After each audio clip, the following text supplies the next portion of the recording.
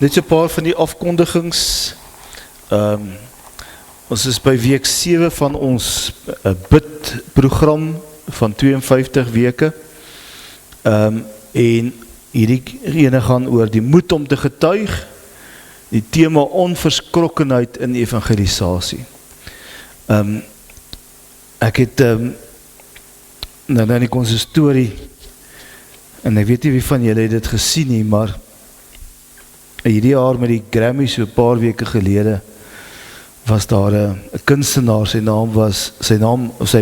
verhoogde naam, ek dink nie dis sy regte naam nie, is Jelly Roll.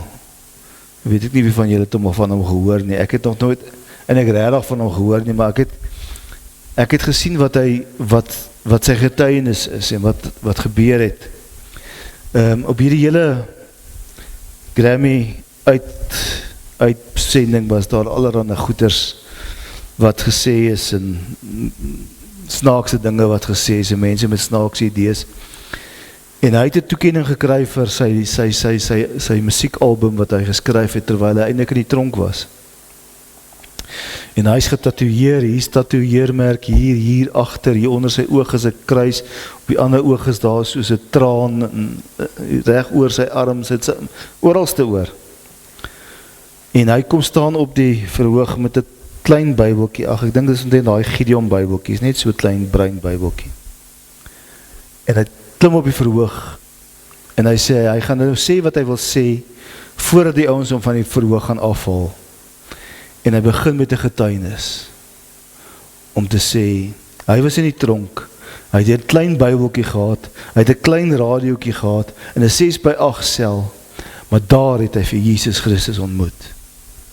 Voor hierdie groot Hollywood sterre, wat almal so ver van die Here af is, kom hy met hierdie boodskap en hy sê vir hulle, maak nie saak wat jou politiek is, maak nie saak wat jou geloof is, maak nie saak wat jy is nie, Jesus is vir jou, Jesus is vir almal.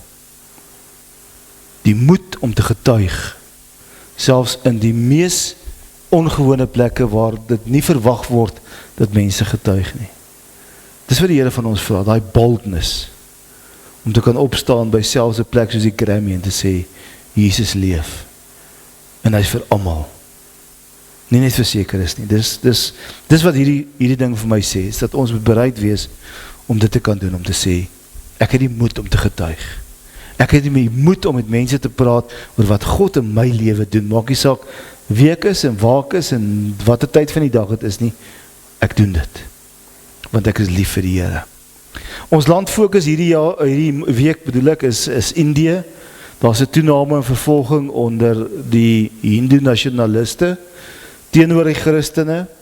En die Hindus is maar altyd 'n baie vredelewende groepie mense, maar daar is nou 'n hele beweging wat hulle praat van die Hindu nasionaliste, en hulle is besig om ook weer die kerk te vervolg. So kom ons dink aan die mense in Indië.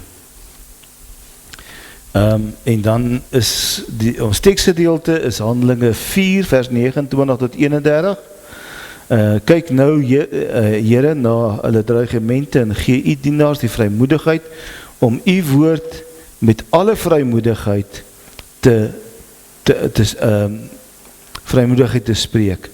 U trek u hand uit om gesond te maak en tekens en wonders te laat plaasvind deur die naam van die heilige dienaar Jesus. Kom ons bid daarvoor, vir onsself ook, vir ons kerk. Ons moet nie dink hierdie dinge gebeur net aan die ander kant nie. Geluister maar net 'n bietjie na ons eie politici.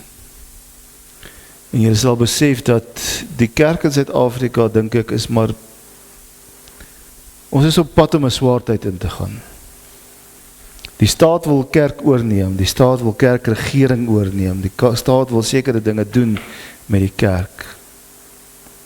So ons moet as Christene nie maar net dink, ons gaan vir altyd aangaan soos dit aangaan nie. Daar is 'n tyd van vervolging wat gaan kom, en ek dink nie dit is ver in ons land daarvan af nie. So, ons moet maar begin om vir onsself ook te bid. En dan natuurlik ons gebedsfokus vir die Indiese Christene, om moed te hou, vrymoedigheid te neem om die woord van God te verkondig, ten spyte van groot risiko's.